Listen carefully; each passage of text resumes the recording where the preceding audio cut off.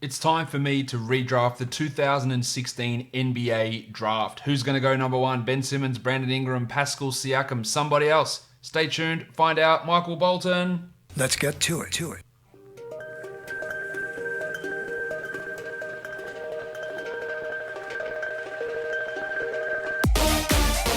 You are Locked On Fantasy Basketball, your daily fantasy basketball podcast, part of the Locked On Podcast Network. Your team every day. Hello and welcome to the Locked On Fantasy Basketball podcast brought to you by Basketball Monster. My name is Josh Lloyd and I am the lead fantasy analyst at basketballmonster.com and at Yahoo Sports Australia. And you can find me on Twitter as always at redrock_bball and on Instagram at Locked On Fantasy Basketball. Today, we are looking back at the 2016 NBA draft, redrafting all 60 picks that were made during that draft. And as with all the other redraft videos, I'm not doing it based on the team needs at the time, just looking at who the players are. And in general, your draft strategy should always be pick the best player available. We've got 4 years of evidence of these players now, so I'm picking them in order of who I think is the best player, even though there's going to be some disagreements. Let me know what you think of these picks. You can drop a comment down below and tell me where I'm crazy, where I'm wrong, what I got right. Let me know your preferred order of these picks. So let's get into starting off with these picks. At number one, it is Ben Simmons. Yes, I know. He doesn't shoot threes. Oh my God, it's the biggest crime in the entirety of the world.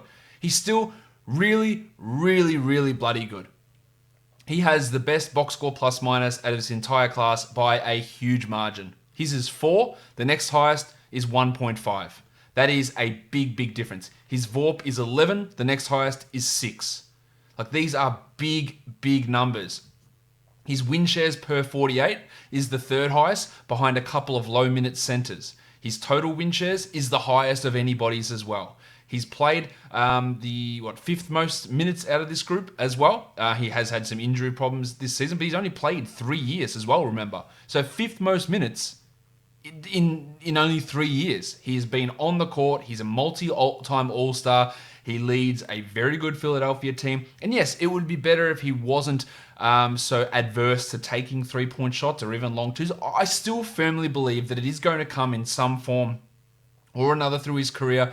He's consistently stated that. He needs to do it. There's no doubt about that. But he's still really good. He's one of the best defenders in the league. Top 5 defender in the league. Top 10 defender in the league. One of the best passers in the league. One of the best transition players in the league. There can be half-court problems, of course, because of the shooting, but he is still really good. And to me, he is the best player in this class. At number 2, it's a big jump up for your boy, Pascal Siakam, who comes from the 27th overall pick to number 2 in this group. The last couple of years from Siakam have been fantastic, but even still, he's still second in this group in box score plus minus and second in VORP overall. Siakam, on his way to maybe All-NBA this season, maybe not, but he was getting close to that level. He did take a bit of a hit in his efficiency numbers, being the number 1 guy in Toronto, and his defensive stuff has dropped off a little bit, but being able to ramp up and be this good of an offensive player, considering where he came from. He did start as a rookie, but he was nowhere near at this level. He has really stepped it up, and this guy who can ramp up and upscale his offense to be that number 1 player while still being really good defensively, and there is still some level of growth for Siakam, but his improvement's been ridiculous. I've got him at number 2, all the way up from pick number 27. The number 2 pick in the 2016 draft was Brandon Ingram. He looked like a bit of a disappointment through his first 3 seasons, but he really accelerated things in year 4 with the Pelicans. I've got him at number 3 here. The level of shooting improvement from Ingram this season was quite frankly, it is almost unprecedented. To not only become a good three-point shooter, which he did it by increasing his percentage up a huge amount, but also increasing his volume, and also did it while increasing his free throw percentage. So all of a sudden, literally in a one-off season, became from a bad shooter into a very good, reliable, high-volume shooter. And that just is not something that happens on a regular basis. You might get incremental improvements, but Ingram went from being a guy who shot 33% from 3 up to 39%, but most importantly, from a guy who went from taking 13%, he had a 13% three-point attempt rate, up to 35%. So started hitting them at a higher rate and taking a lot more. His true shooting went from 56 to 59. His free throw percentage went from 68 to 86. That is a ridiculous amount to jump up. He was really, really impressive this season in New Orleans, averaging 24 points per game, and he is the number 3 player there. I still have a level of skepticism about this shooting because it's 56 games worth versus 200 odd games or 180 odd games of him being a bad shooter. So which one of those is real? But you have to say, well, the 2 improvements, the free throws and the threes, make it more likely that it's going to stick.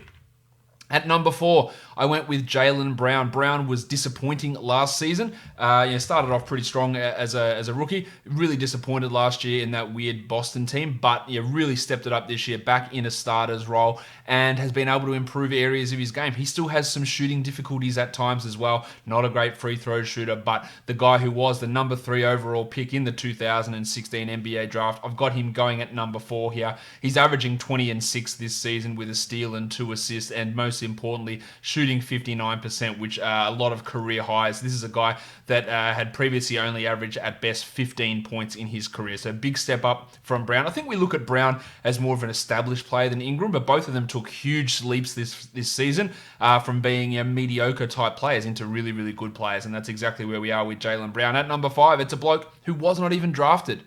Fred VanVleet goes at number 5 to me, and I think many of you would disagree with this pick, especially with the bunch of guys who I've got behind him. I think VanVleet had really strong advanced numbers early on in his career, which made me go, well, this is a guy to watch. Establish himself as a starter this season next to next to Kyle Lowry. Could very easily take over as a starting point guard for another team in free agency this year, or just be the successor to Kyle Lowry in Toronto. Very much can be a guy that averages 17 and 8. I think he's probably, I'm picking those numbers sort of out of my ass because he could actually be already averaging that. Defensively, he's short, he's very, very strong, very much in that Lowry mold, can generate steals. Now, the shooting can be rough at times for VanVleet, but we've seen him step up on a big stage in the NBA Finals and have some really big games. Some of his other playoff performances weren't that good. Back to his numbers, he's averaging 18 and 7 this season. So no reason he can't be a 20 and 8 guy, I think, moving forward. And I would absolutely be taking him here at number 5. At number 6, this is the exact spot that he went in the draft. And that is, of course, he went at number 7. This is the Headmaster, Jamal Murray, when he's not busy enjoying his quarantine time on Instagram Live. Murray is out there putting up some pretty good numbers for Denver, but can he push himself even further? It is hard when Nikola Jokic is running the offense, but Murray was never a prolific passer or prolific assist guy or offense setter-upper. He is a little bit inconsistent with his shooting numbers at times. But I still think taking him at 6 here, you could make the argument that you'd want Murray over VanVleet. You could make an argument you'd want him over Jalen Brown, in fact. But I think at 6 here is probably the right spot for the Headmaster. And I don't think there's definitely no issue with that. It's still a really strong spot to have him. At number 7, a jump up from Domantas Sabonis, who really has thrived this season as a member of the Pacers starting lineup. Came off the bench last year. I still don't know how that pairing of him and Miles Turner is going to work in the playoffs or as a long-term thing, and I think they need to choose one of them to develop as their center rather than try and play them both together. Sabonis has defensive concerns. He doesn't protect the rim. He's not a great perimeter guy. But his scoring is strong. His rebounding is really good. His passing is good. The perimeter shooting is not all that good. But still, over this in this class, he's the 6th best player in terms of box score plus minus so far. He is 4th in VORP. 3rd in win shares as well, only marginally behind Pascal Siakam. He has been very, very good. You could again argue you'd want him over a couple of these other guys ahead of him, and I don't think that's necessarily all that wrong. The second round player, the rookie of the year, number 8 in my redraft, is Malcolm Brogdon. Brogdon has had a lot of injury concerns the last 2 years, quad injuries and then every single injury under the sun with the Pacers. He's still 4th in this draft class in win shares. 5th in box score plus minus. He's 5th in VORP as well. He's just been really, really good. Now, does he have the upside of, say, someone like Murray or even of VanVleet or any of those guys ahead of him? I don't think so, but he is absolutely rock solid as a starting point guard. He looks more comfortable as a starting point guard than he was as a shooting guard in Milwaukee, and I like this spot here for Brogdon. To round out my top 9, Caris LeVert goes at number 9. LeVert had some issues. He was shit to begin this season, trying to fit in alongside Irving. multiple injury issues. Then he hurt his thumb, came back, and went absolutely bananas when Kyrie went down. Now, how the hell he's going to fit when Irving and Kevin Durant are back next season, that is still a giant question mark. But I think what LeVert has done, shown an ability to scale up to be the number one guy, have some ability to fit in. Now, the shooting is still can be rough, but defensively he's okay. He can handle the ball. He can bump up into a high usage role. And again, if you're getting Caris LeVert at pick number 9, I think you're really happy. This draft, again, looks to be, we talk about drafts being relatively weak, and this was thought to be relatively weak at the time. But these 9 players are all really strong, starting caliber NBA players with multiple All-Stars. There's 3 All-Stars in this group already. Brown, VanVleet, there's 4 All-Stars in this top 9 already. Brown, VanVleet, Brogdon, they could all be All-Star caliber players. LeVert could sneak in and have one. There is still a bunch of really good players in this group of players. Let's move on now to the next bunch of players. At number 10, it is Budrick Hield. The Whinger extraordinaire, been pissing and moaning all season in Sacramento. He's been a good player. 3rd in this class in VORP. He hits a lot of threes. He scores well. I don't know what the hell else he does. He doesn't defend well. He complains. He doesn't play his role. He thinks he's a better player than what he is. I think this is about the right area for Hield. Again, many of you will go, well, Hield was picked 6th. He's been really good. He scores 20 points per game. And that's all well and good. 20 points per game is a good number. But it's not everything about basketball. He can't do everything else. He can't defend. He's now been benched into a 6th-man role in a 26-minute-a-night position, which I think is probably the right spot for him. I don't think he's as good as someone like Bogdan Bogdanovic, who took his role. This is, again, I don't think this is necessarily a complete underdraft for Hield. I think this is the right area for a guy that is relatively limited in what he is able to do on the court. At number 11, it's Murray. It's not the Headmaster. It's the other Murray. It's DeJounte Murray of the San Antonio Spurs, who's really, really good defensively. Missed his 3rd season, of course, due to the ACL injury. Come back this year. Has been a little bit up and down. Yeah, starting at times. Derek White was starting at other times. Popovich refused to play him together because he's a hard-headed dickhead at times. Murray, I think, gets overrated quite a bit in certain areas. I think he's solid enough as a mid-range starting point guard. I don't think he can ever become a very good point guard. I don't think he can ever become an all-star point guard. His offensive limitations of running an offense and shooting and scoring always are going to hold him back. But defensively, he's really good. He's a good rebounder.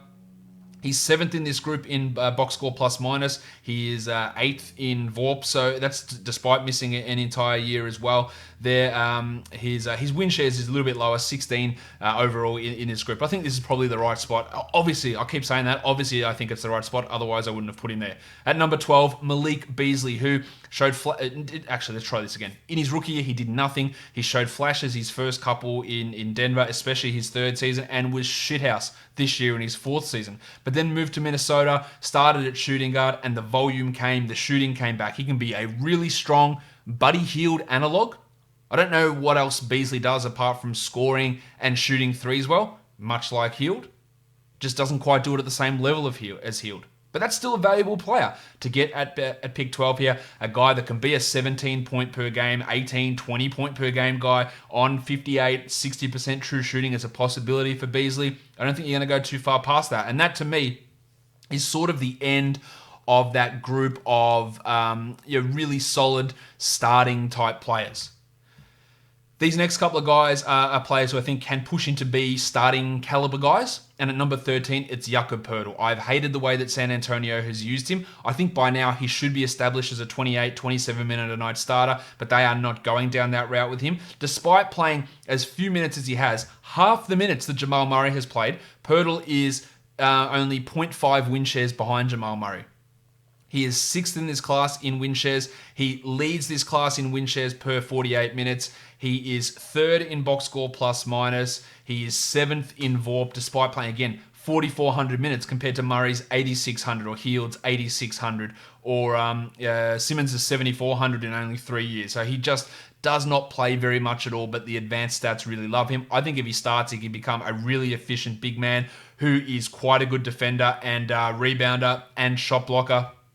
And eventually when Aldridge moves on from the Spurs or retires or whatever, and Hurdle is starting, we'll start to see that realised. I think taking him there is fine. And the guy behind him, almost very similar to me, Ivica Zubac, a guy who's starting really in name only for the Clippers, but if he should be playing 28 minutes a night on a team. He's a good defender, he's a good finisher, he sets good screens. I like what he does as a centre on a high usage or around other high usage players. Zubac should be playing a little bit more. He was a second-round pick in this draft. He's 10th overall in VORP, again, despite playing even fewer minutes than what Jakob Hurdle has played. He's 8th in box score plus-minus, and he is 2nd in win shares per 48. The advanced stats have really loved Zubac through his first 4 years, and this is the right area for him. 15 and 16, a couple of undrafted players go here. At number 15, Derrick Jones Jr. A lot of shooting issues, no doubt, but he's shown a way to improve some of that. He's shown a way to be a very good defender. Of course, he's hyper athletic. Dunks don't mean shit. They count the same as a non-fancied layup. But his ability to be influential defensively on that Heat team as an undrafted guy, I think he goes here just outside the lottery. And another undrafted player at number 16 is big sexy Alex Caruso, the bald mamba. Caruso, again, should be the starting, or at least in that backup point guard role ahead of Rajon Rondo. He's been better than Rondo for 2 years.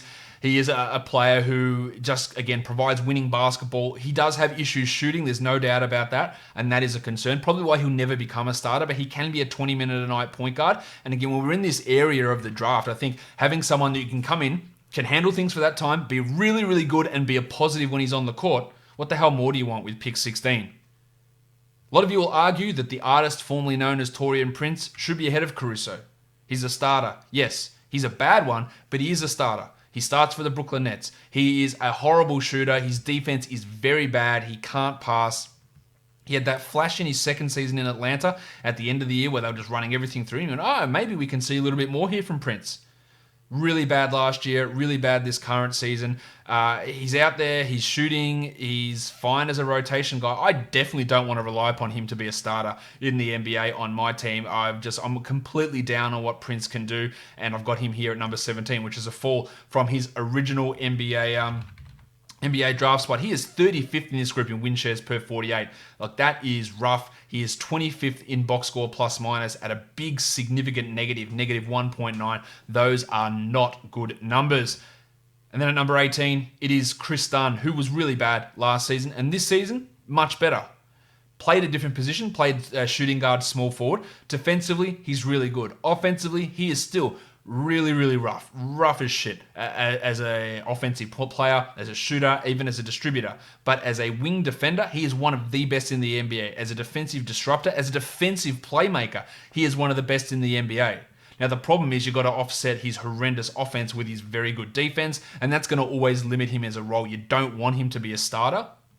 You want him to be a guy that can come in, wreak havoc for 17, 18, 20 minutes a night, not kill you offensively, shut down players when needed, and I think that's why I've got Dunn there. He was the 5th pick in this draft. I've got him all the way down at number 18.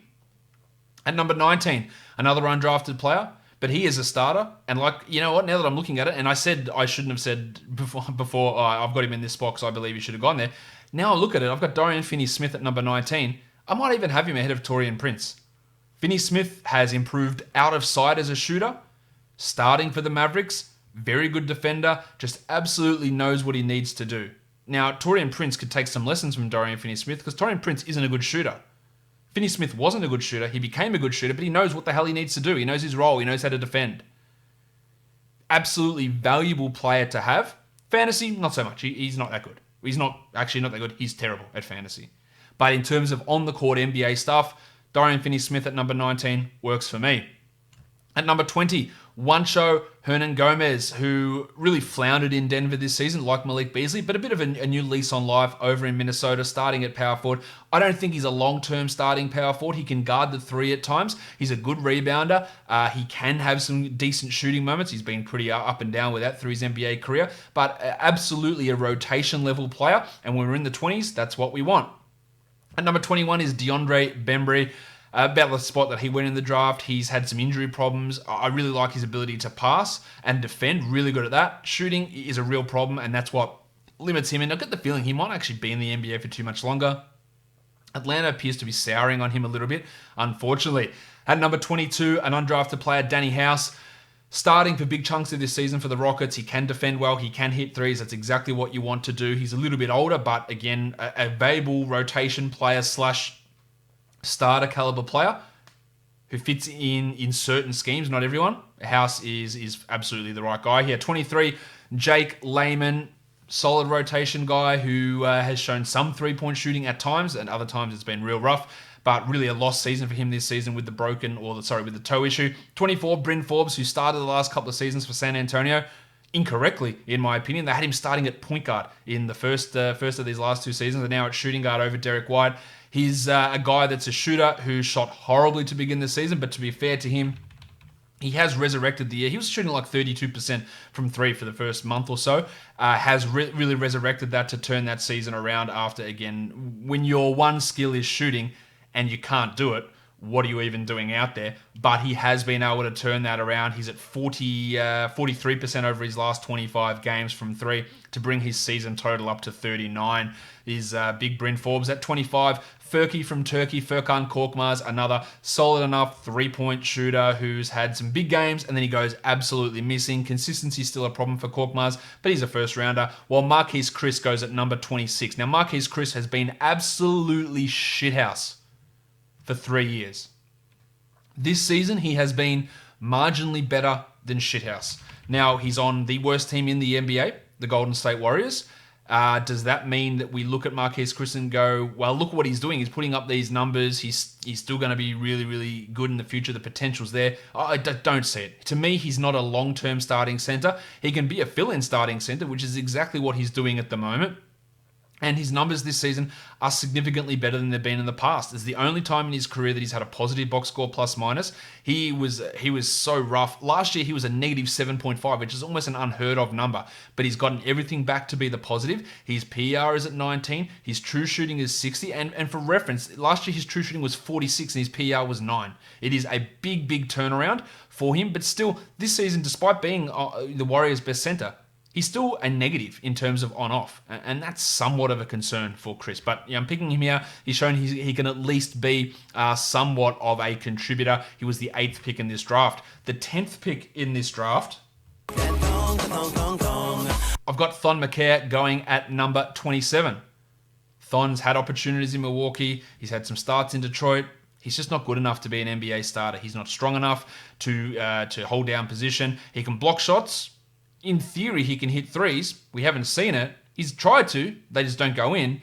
And he sort of maybe sometimes rebounds. I think he is fine as a third string center.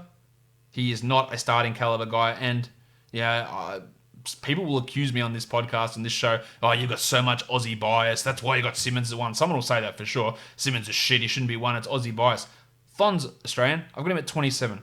And I can guarantee there is no Aussie bias. I have bias towards players who are good and anti-bias against players who are bad. Simple as that. Number 28, the minivan, George Niang. When we talk about guys who just do things to make you win, like Alex Caruso, that's what Niang does. You love to put him in there as a 9th man that can come in and can handle the ball, can pass a little bit, can rebound, can just do lots of everything. He's never going to be a star. But I think he deserves to jump up from where he was picked in this draft, which was in the 2nd round at number 50. In box score plus minus, he's 12th in this class, which is a pretty staggering number.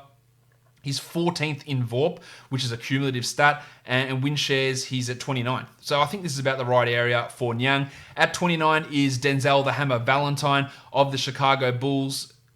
It's been disappointing for him, obviously, as a lottery pick. He still can shoot a little bit. He's slow defensively. The ball handling hasn't really translated across from Michigan State, but I think he deserves a first-round spot. And then the rings man, Patty McCaw, winning championships with the Warriors, winning championships with the Raptors. He gets so many minutes for Toronto, way too many, and can do absolutely nothing offensively. But he can play pretty good defense. He can be a guy that generates steals. And early in his career, he handled the ball a little bit, and he shot threes well. That seems to have disappeared. But again, we're at the end of the first round here. He's a useful enough contributor.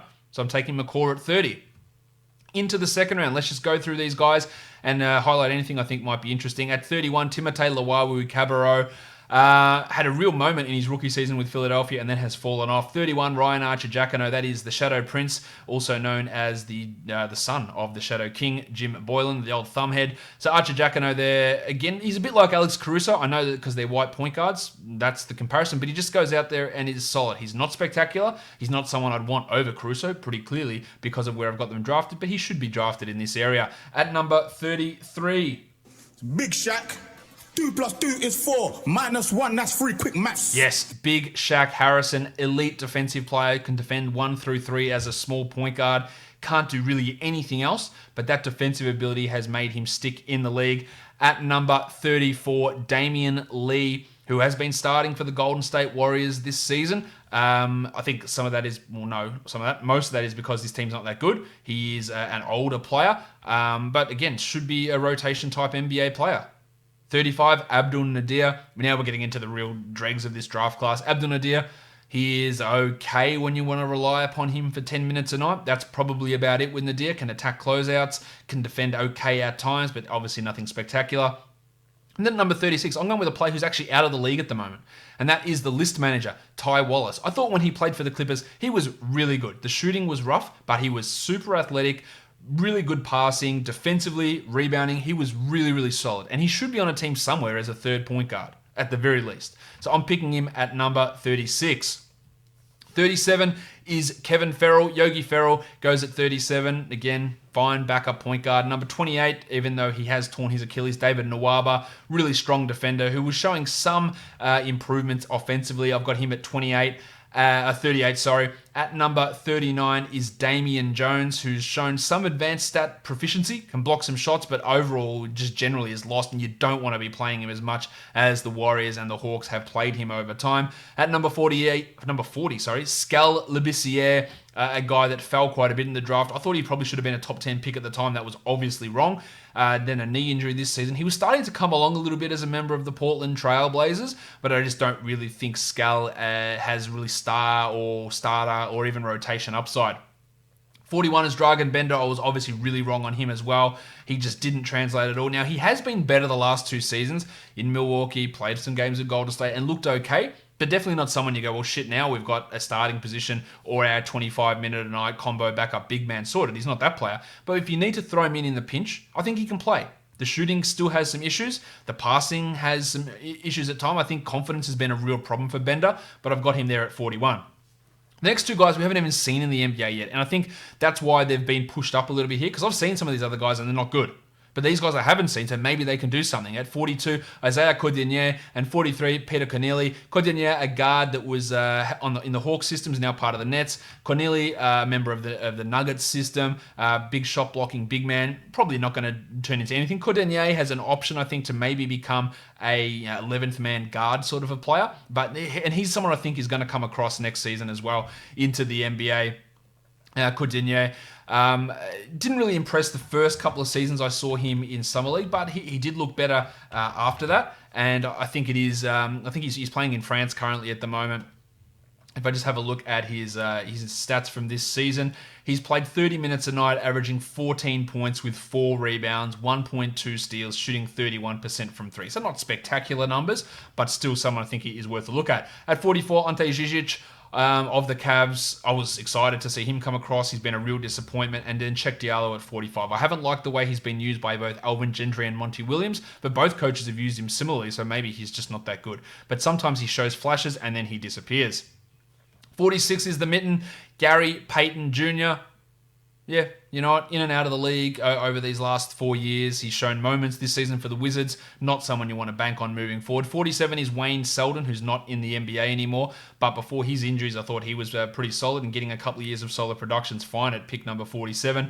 At 48, Isaiah Taylor, also not in the NBA anymore, but he had moments with Houston where I thought he could be at least an NBA rotation caliber player. 49, Alex Poitras. I told you it's getting rough. Number 50, Deontay Davis. Number 51, Wade Baldwin. I can't believe this guy didn't figure it out. I thought Wade Baldwin was going to be a really strong, big point guard distributor, scoring, big body, lot of defense. It just hasn't happened for him. He went across, he's playing in Europe this season. Olympiacos. 17 minutes a night, 5 points, 1.8 assists, 27% shooting. The shooting just never came. He was extremely immature off the court, and he was one of the biggest duds out of this class. 52, Paul Zipser. 53, Georgios Papagiannis, one of the worst lottery picks in recent memory. 54, Chinanu Onwaku. And then to round out this draft, 55, Gershon Yabusele. 56, Henry Allenson. 57, Malachi Richardson. 58, Isaiah Whitehead. 59, Kay Fowler. And to round it out, Demetrius Jackson. And the only reason I put Demetrius Jackson in here is because he is 11th in this class in box score plus minus. I probably could have had Joel Bolomboy in there, who is 10th in this class in box score plus minus, but I think Jackson showed a little bit more in his 26 games and 140 minutes than Bolomboy did in his 90 minutes. So that is it. That is my 2016 NBA draft redraft. What did you disagree with? Comments?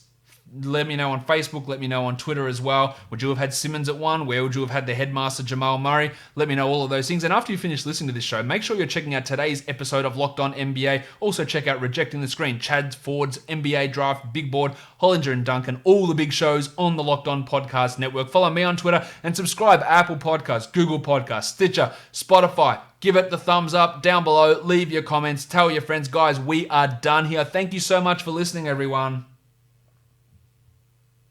See ya.